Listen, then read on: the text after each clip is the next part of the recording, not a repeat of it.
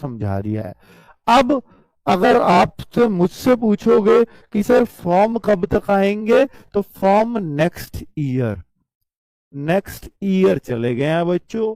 अब next year हो सकता है वो जनवरी में आ जाए, फरवरी में आ जाए, मार्च में आ जाए, इन तीनों महीनों में से कोई से में भी हो सकता है। ये मेरा अपना अंदाजा है। ठीक है बच्चों, आगे एग्जाम की संभावना। बच्चों जब फॉर्म आते हैं तो सब फॉर्म आने के बाद सबसे पहले एग्जाम ही होता है। अब एग्जाम के लिए भी, क्योंकि एजेंसी भी अपना पल्ला झाड़ना चाहती है, वो चाहती है कि फॉर्म भरवा दें, एक काम तो उनका वो हो गया, और एग्जाम करा दें, उसका रिजल्ट दे दें और अपना पैसा लेकर के चलते बने। तो इसका मतलब है कि ये भी लोग जल्दी से जल्दी एजेंसी ताकि अपना पेमेंट ले, वो पेमेंट तभी होता है जब वो एग्जाम वगैरह कंडक्ट तरीके से करा देती हैं, तो वो बहुत जल्दी एग्जाम कराना चाहती हैं। तो आप ये मान लीजिए, अगर ये इसके 2 से 3 माह में एग्जाम कराने की संभावना रहेगी। ये एग्जाम की बात कर लेते हैं तो ठीक है, क्योंकि कोई भी एजेंसी, कोई ये प्राइवेट होती है, सरकारी नहीं, तो ये अपना काम तेजी से करना चाहती है ताकि अपना काम खत्म हो, पैसे ले और हम चाहें, हमारा पीछा छूटे।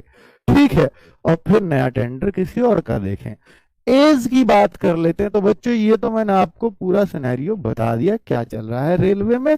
बाकी एज के बारे में बात करें तो कांस्टेबल और एसआई की 18 से 25 कांस्टेबल की होती है और 20 से 25 एसआई की होती है। हायर एज दोनों में सेम ही है।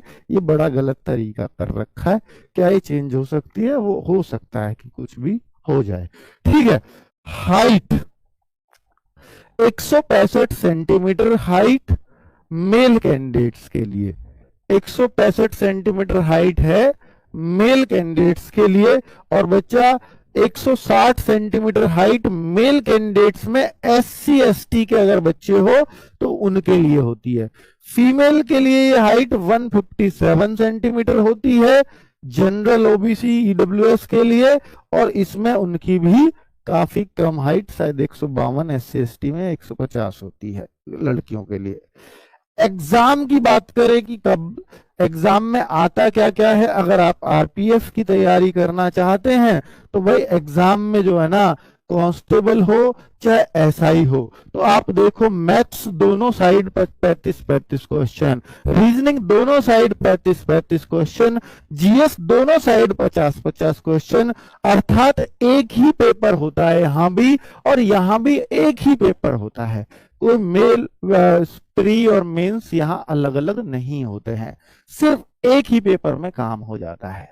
अब बच्चों बात ये आती है कि सर कांस्टेबल एसआई में कुछ फर्क ही नहीं रखा इन्होंने तो एग्जाम में, तो इनके लेवल में फर्क होता है कि मैथ्स जो है थोड़े से अच्छे क्वेश्चंस पूछ लेते हैं, ठीक है, रीजनिंग थोड़ा और अच्छा लेवल एसआई में मिल जाएगा, जीएस का थोड़ा और अच्छा लेवल मिल जाएगा। तो कुल मिला के 120 क्वेश्चन 120 मार्क्स के होते हैं, 90 मिनट्स का समय होता है। ये समय बड़ा इंपॉर्टेंट है यहाँ पर, क्योंकि मैथ्स रीजनिंग बहुत टाइम खा जाते हैं, ठीक है। और 1/3 की नेगेटिव मार्किंग, ये बड़ी इंपॉर्टेंट चीज है, क्योंकि 1/3 की नेगेटिव मार्किंग बहुत खतरनाक होती है। अब कैसे कैसे क्वेश्चंस आते हैं सर, किस लेवल के आते हैं कांस्टेबल एसआई में, अगर आपको देखना है तो हमने एक बुक भी निकाली हुई है, RPF constable and SI. Syllabus एक सा है, मैथ्स रीजनिंग जीएस सब कुछ एक जैसा है, बस लेवल का फर्क है। तो जितने भी आरआरबी में क्वेश्चन, आज तक आरआरबी इसको कराती आई है दोनों का, तो आरआरबी कि जितने भी क्वेश्चंस आए हैं, कहीं भी पूछे गए हैं, आरपीएफ में कांस्टेबल में पूछे हो, एसआई में पूछे हो, या और अदर रेलवे एग्जाम्स में पूछे हो, वो सारे इस बुक के अंदर चैप्टर वाइज डाले गए हैं। इसमें मैथ्स रीजनिंग जीएस तीनों को समेटा गया है। अच्छी खासी मोटी ये बुक बन रही है। अगर आपको एक सिंगल बुक से तैयारी करनी है तो तब तक ये ले सकते हैं, ये बेस्ट है। अब मैं आरडब्ल्यूए के बैच की बात करूं, आरडब्ल्यूए का अगर आप पूछो सर बैच कब आएगा, तो भैया बैच तो हम जब कुछ ऑफिशियल, ये ऑफिशियल नहीं था, ऑफिशियल कुछ डेट वगैरह कंफर्म हो जाएगी, डेट, फॉर्म की डेट या तो फॉर्म आ जाए या फॉर्म की डेट आ जाए। कुछ अगर ऑफिशियली फॉर्म की डेट कंफर्म हो जाए तो ही हम बैच लाएंगे, उससे पहले चांस नहीं है।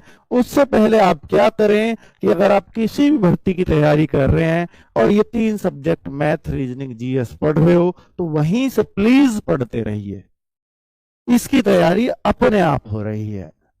और फिर एग्जाम से मैं इतना यकीन दिलाता हूं कि मैं एग्जाम से 3-4 महीने पहले बैच ले आऊंगा और उसको सक्सेसफुली कंप्लीट भी करेंगे, रिवीजन भी करेंगे, क्योंकि ये 3 चीजें हर बच्चा हर एग्जाम के लिए पढ़ रहा है। तो इस वजह से यहां इसकी कोई खास अलग से तैयारी नहीं करनी होती। जहां भी आप पढ़ रहे हो, जैसे भी पढ़ रहे हो, बस पढ़ते रहिए। आरपीएफ का एग्जाम आपका क्लियर हो जाता है उसी पढ़ाई से। और बात है फिजिकल की, तो फिजिकल के लिए बच्चों आपको बहुत एक्स्ट्रा प्रयास करने पड़ते हैं, स्पेशली कांस्टेबल वालों को। हाई जंप में, हाई जंप या रनिंग, काफी हार्ड फिजिकल इसका होता है। ठीक है बच्चों, तो उम्मीद है कि सारी जानकारी आप तक पहुंच गई होगी। जिस चीज का आप वेट कर रहे थे, मैंने वो लेटर वगैरह सब कुछ आपको समझा दिया। नमस्कार, धन्यवाद।